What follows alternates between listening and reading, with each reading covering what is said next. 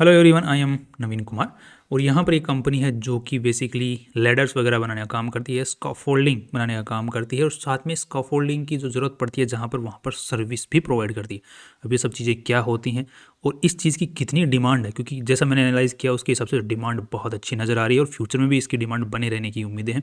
So let's unfold this whole company in this particular video. सबसे पहले IPO से related basic details की बात कर लेते हैं। तो एमसेप इक्विपमेंट्स नाम से इस कंपनी का नाम है और यहाँ पर जिसका आईपीओ है 28 से 30 जनवरी के बीच में खुलने वाला, 123 का इन्होंने प्राइस सेट किया है।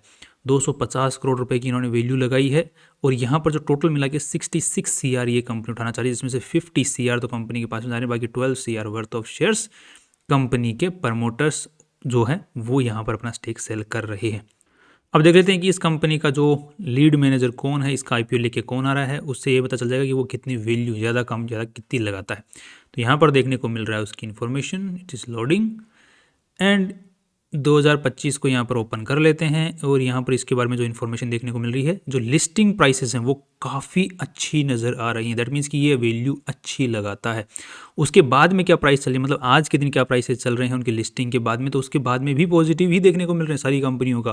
That is very good. That means कि ये जो पर्टिकुलर लीड मैनेजर है ये प्रमोटर्स के लिए भी वैल्यू क्रिएट करता है, अच्छी कंपनियों की जो है आईपीओ लेके आता है और वैल्यू इन्वेस्टर्स के लिए भी छोड़ता है। That is very nice. So यहाँ पर एक अगेन पॉजिटिव न्यूज़ हमें देखने को मिल रही है। नेक्स्ट अब थोड़ा सा हम आरएचपी के अंदर चल के देख लेते हैं कि ये कंपनी जो पैसे उठाने में क्या करने वाली है, किस तरीके से इसका मार्केट फ्यूचर में रह सकता है एंड एवरीथिंग। तो जो पैसे कंपनी के पास में जा रहे हैं उसमें से 32 करोड़ रुपीज़ हैं, वो तो एक नई मैन्युफैक्चरिंग फैसिलिटी सेटअप करने में ये खर्चा करने वाली है। बाकी जो कैपिटल एक्सपेंडिचर है, अगेन दूसरा जो पैसा है 6 करोड़ रुपये, वो भी उसी में खर्चा करने वाली है। नेक्स्ट बाकी जो है जो रोज़मर्रा का काम जो फैक्ट्री में चल रहा है, जो नया एक्सपेंडिचर कर रही है कैपिटल एक्सपेंडिचर, उसमें जो रोज़मर्रा का काम चलने वाला है उसमें खर्च करने वाला है। दैट मीन्स कि अपने आप को फैलाने में ही काम में ले रही है। बाकी 12 crore rupees worth of share जो है कंपनी जो प्रमोटर्स हैं वो अपनी जेब में भी डाल रहे हैं। दैट मीन्स वो वर्थ ऑफ शेयर्स अपने खुद के बेच रहे हैं इस आईपीओ के through. That's kind of negative, but let's see कितना नेगेटिव है वो।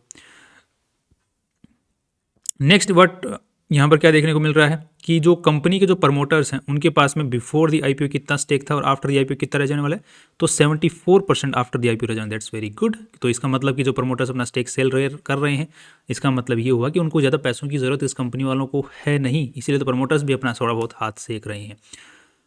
बट यहाँ पे भी कोई बुराई नहीं है। मतलब कई बार क्या होता है कि कंपनी बेकार होती है, फिर प्रमोटर्स भी अपना अच्छा खासा स्टेक बेच रहे होते हैं, तब वहाँ पे दिक्कत आती है। कंपनी को पैसों की जरूरत नहीं है फिर भी आईपीओ लेके आ रहे हैं, उसमें प्रमोटर्स अपना थोड़ा बहुत स्टेक बेचते हैं और एक्सपेंशन के लिए आईपीओ से पैसा उठा के यूज़ कर रहे हैं, तो वहाँ पर कुछ खास दिक्कत नजर नहीं आती। और प्रमोटर्स भी अच्छा खासा स्टेक इस कंपनी में रखने वाले हैं, तो that not an very big point over here.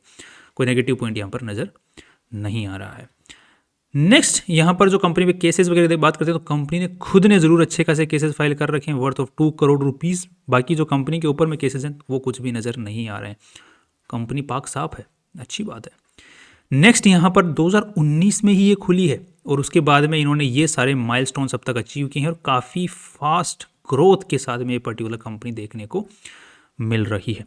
Pradeep Agarwal जी जो हैं इस कंपनी को आज के दिन चला रहे हैं और जो बेसिकली प्रदीप अग्रवाल जी जो हैं वो सीए हैं वैसे देखा जाए तो, एंड उसके बाद में इन्होंने काफ़ी अच्छी अच्छी कंपनियों के अंदर में काम भी किया है, काफ़ी अच्छा खासा एक्सपीरियंस इनको देखने को भी मिल रहा है और काफ़ी अच्छा इस वक्त इस कंपनी को चला भी नहीं। इस कंपनी के अलावा उनकी किसी और कंपनी में डायरेक्टरशिप होल्ड नहीं करते हैं। बाकी जो अजय कुमार जी हैं ये ज़रूर दूसरी कंपनियों के अंदर में डायरेक्टरशिप होल्ड करते हैं जो कि सिमिलर सा काम करती हैं, बट प्रदीप अग्रवाल जी सिर्फ इसी पे फोकस्ड है। That's nice again. नेक्स्ट यहाँ पर कंपनी कोई होल्डिंग कंपनी, एसोसिएट, सब्सिडरी वगैरह देखने को नहीं मिल रही है, इस बात का यहाँ पर ध्यान रखना।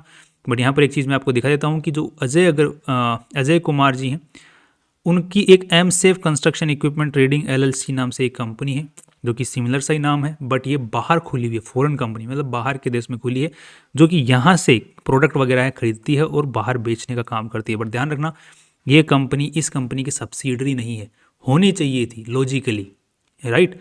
तो इस इन्वेस्टर्स को फ़ायदा मिलता, बट अल्टीमेटली उसको एक दूसरी कंपनी बना करके इसकी सब्सिडरी नहीं खोला, जो अजय कुमार जी हैं इन्होंने उसको एक अलग ही बना के रखा और उसका जो पूरा प्रॉफिट लेंगे ये खुद ही लेने वाले हैं। तो ये थोड़ा सा ज़रूर जो प्रमोटर्स के बीच में थोड़ा सा जो दिक्कत है मुझे पर्टिकुलरली नज़र आई कि इन्होंने यहाँ पर इन्वेस्टर्स के बारे में नहीं सोचा, राइट। अब इससे होता क्या है कि अब बाहर के देशों के अंदर में यूजुअली देखो कि अब ये कंपनी, इस कंपनी को फ़ायदा नहीं होने वाला, इस इन्वेस्टर्स को फ़ायदा नहीं होने वाला, इस कंपनी वालों को होगा क्या ये इस कंपनी से सस्ते में माल बेचेंगे जो इनकी ए वाली कंपनी हमसे कंस्ट्रक्शन वालों को, और फिर वो वहाँ पर महंगे में बेचेंगे, तो इस कंपनी के जो मार्जिन्स होंगे वो हैम्पर हो जाएंगे, राइट। अब क्या होता अगर ये सब्सिडरी होती तो वो मार्जिन हैम्पर नहीं होती, वो अल्टीमेटली पूरा का पूरा प्रॉफिट किसको मिलता, इसी कंपनी के इन्वेस्टर्स को मिलता।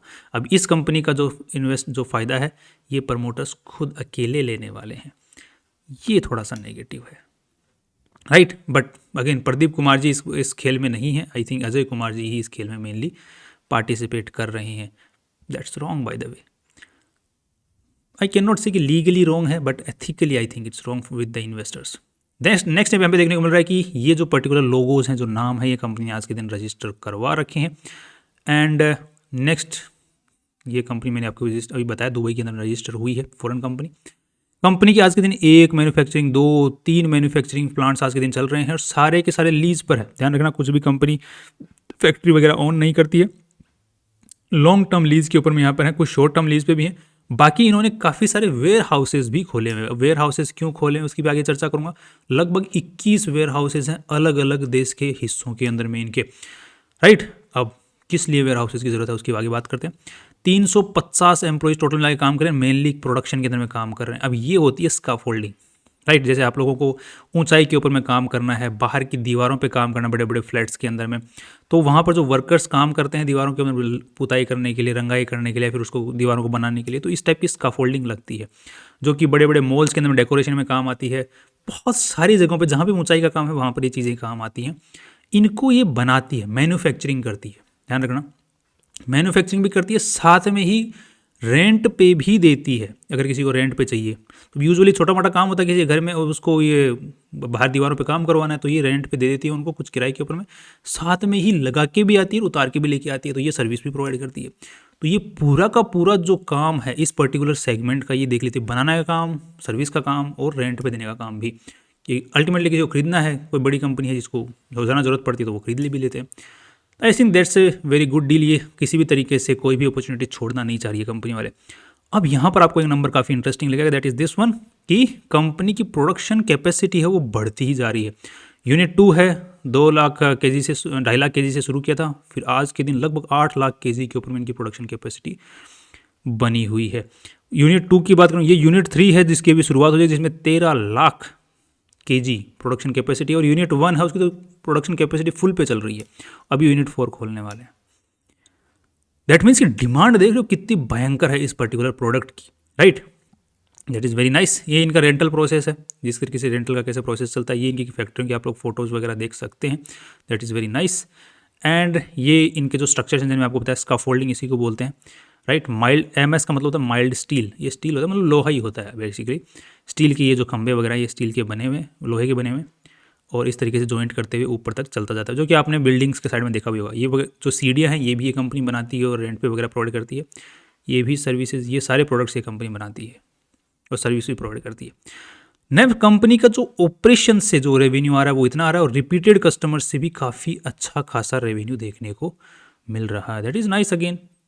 एंड महाराष्ट्र, कर्नाटका, तमिलनाडु, गुजरात, हरियाणा, दिल्ली, उत्तर प्रदेश, वेस्ट बंगाल, हर जगह से इनकी जो प्रोडक्ट्स की जो डिमांड है, टाइम के साथ में आप किसी भी स्टेट में उठा के देख लो, हर स्टेट के अंदर में इनकी जो डिमांड है प्रोडक्ट की वो बढ़ती ही जा रही है, रेवेन्यू जो है बढ़ता ही जा रहा है। दैट्स मतलब डाउन डिक्लाइन कहीं भी दिख ही नहीं रहा। क्योंकि ये अगर आप खुद भी मन में सोच के देखोगे तो आपको भी लगेगा कि हाँ यार, जैसे मेरे को थोड़ी सी बस रंगाई करानी थी जिसमें मेरे को जरूरत पड़ी थी, राइट। तो ऐसी कोई कंपनी हो जिसके लिए मेरे को 10 दिन के लिए ज़रूरत है, तो मैं बस इनको ऑर्डर करूँगी, भाई लगा के चले जाओ, तो वो लगा के चले जाएंगे, उतार के भी ले जाएंगे।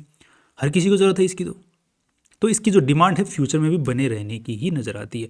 अब आज के दिन कोई बड़ा मॉल है, उसमें थोड़ा सा डेकोरेशन होना है, वहाँ पर इसकी ज़रूरत है। ये इस टाइप से जो बड़े बड़े कैनाल्स होते हैं उनमें ज़रूरत पड़ती है, तो ये कंपनियाँ इसको बेच देती हैं, किराए पे दे देती हैं। कंस्ट्रक्शन जो बड़े बड़े बिल्डर्स होते हैं उनको ज़रूरत पड़ती है। मॉल बन रहा है या फिर कोई बड़ा टेंट लग रहा है, चारों तरफ कोई बड़े प्रोग्राम होने वाले उसमें टेंट लग रहा है, टेंट में इनकी ज़रूरत पड़ती है। So everywhere there is the demand of this particular product, right. Next यहाँ पर जो एल्यूमिनियम स्काफोल्डिंग है इनके सबसे ज़्यादा बिकती है आज के दिन।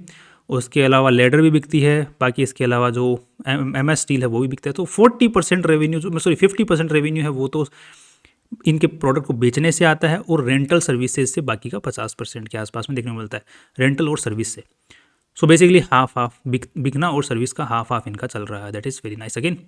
जो मार्केट है, जो स्काफोल्डिंग का जो मार्केट है वो लगभग 12,000 करोड़ तक के आसपास में पहुंचने की उम्मीद है अगले 10 सालों के अंदर में, सॉरी अगले 6 सालों के अंदर में, जो कि CAGR 10% से ग्रो कर रहा है। मुझे लग रहा है कि इसकी डिमांड रहेगी फ्यूचर में भी, आज भी है, फ्यूचर में भी रहेगी। बट इसमें लोकल प्लेयर्स बहुत ज़्यादा हैं, तो ये इस कंपनी के लिए थोड़ा सा दिक्कत भरा रह सकता है। बाकी लोकल प्लेयर्स काफ़ी ज़्यादा हैं इस पर्टिकुलर सेगमेंट के अंदर में, तो इनको ये है कि अपने आप को पूरा और फैलाना पड़ेगा और बहुत ज़्यादा अमाउंट के अंदर वेयर हाउसेस वगैरह खोलने पड़ेंगे इनको।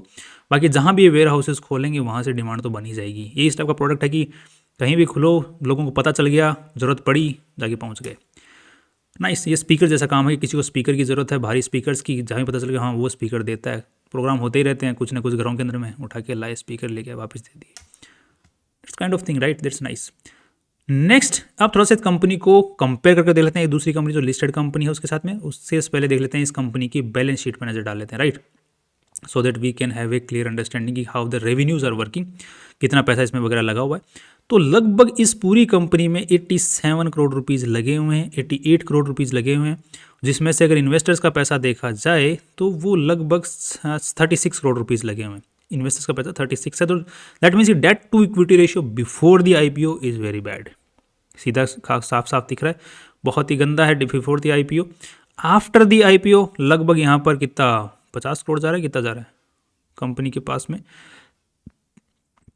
यस 50 करोड़ के आसपास में कंपनी के पास में जा रहा है। दैट मीन्स कि after the IPO debt to equity ratio company काफ़ी अच्छा सुधर जाने वाला है। That is nice.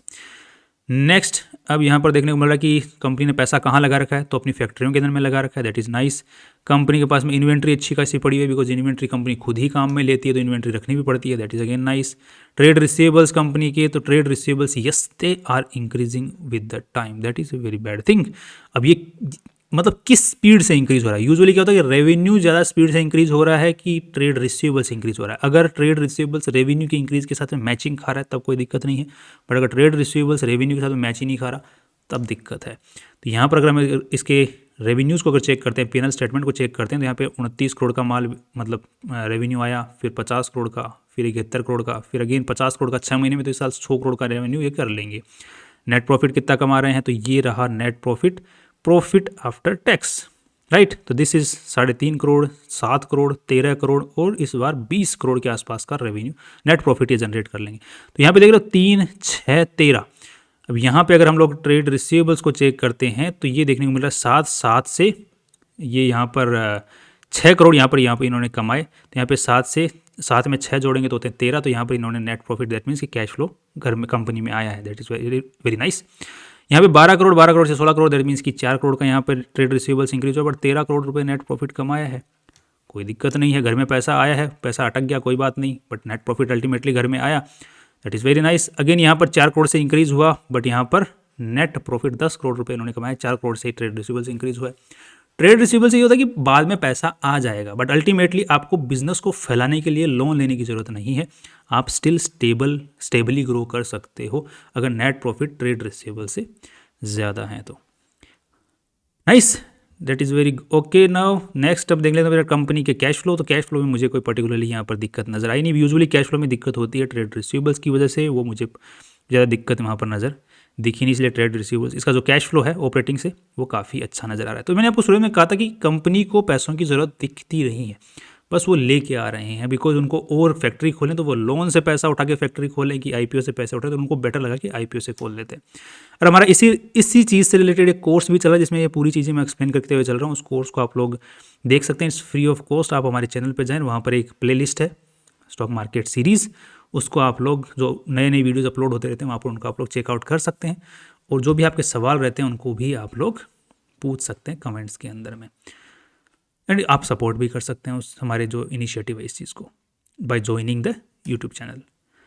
नेक्स्ट अब देख लेते हैं थोड़ा सा कंपैरिजन बेसिस के ऊपर में। तो एक कंपनी है जिसका नाम है TIIL, Technocraft industries India limited. अब इसका भी क्या है कि दूसरे काम भी बहुत सारे करती है, और इसका स्काफोल्डिंग का भी काम है, मैन्युफैक्चरिंग का काम भी करती है, बट ये सर्विस देने का काम नहीं करती है, राइट। उसके बारे में पता चलता है कि कंपनी की जो लेटेस्ट P&L स्टेटमेंट इन्होंने जारी किया था उसमें कहीं भी सेगमेंट के अंदर में स्काफोल्डिंग का तो नाम है, बट सर्विस का नाम देखने को नहीं मिल रहा है। ये काफ़ी फैली हुई कंपनी, मतलब इन्होंने डाइवर्सिफाई कर रखा काफ़ी अच्छा खासा, बट 50% रेवेन्यू स्काफोल्डिंग से आ रहा है। तो हम लोग मान के चल लेते हैं कि 50% स्काफोल्डिंग से 50% अदर से, तो हम लोग P रेशियो कंपैरिजन कर सकते हैं, कोई दिक्कत नहीं है।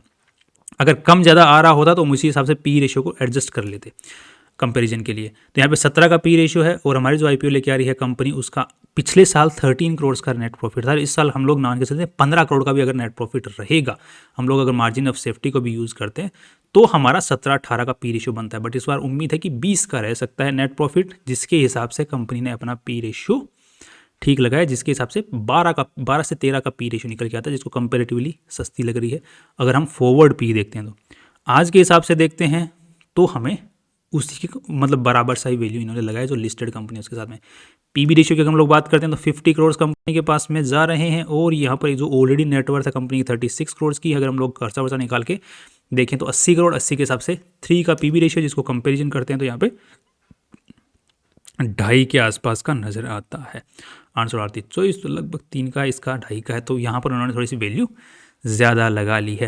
बट द पॉइंट इज़ उसकी ग्रोथ इसके मुकाबले बहुत ज़्यादा है, और वो बहुत छोटी कंपनी है अभी आज के दिन, तो उसके पास में आसमान छूने के लिए ज़्यादा जगह है। ये ऑलरेडी 4,500 करोड़ रुपए की कंपनी है, वो 250 करोड़ की कंपनी है, राइट। तो छोटे पौधे को वैल्यू यहाँ पर यूजुअली कंपनियों के सेगमेंट में ज़्यादा मिलती है, बिकॉज एसएमई कैटेगरी को कंपनी को ग्रो होने में जो है पोटेंशियल ज़्यादा होता है उसके पास में।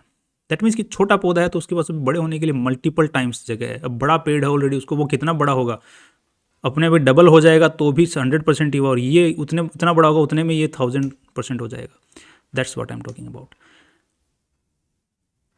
सो that's all my view about this company. So मेरा जो पर्टिकुलर व्यू बन रहा है, जितनी भी चीज़ें हैं उनको देखते हुए, सिर्फ वो एक प्रमोटर्स वाला जो एक दिक्कत था मैंने आपको बताया था डेढ़शानपंथी प्रमोटर्स की, उसके अलावा अगर हम लोग देखते हैं तो फ्यूचर जो long term, short term and listing gain, everything I am positive.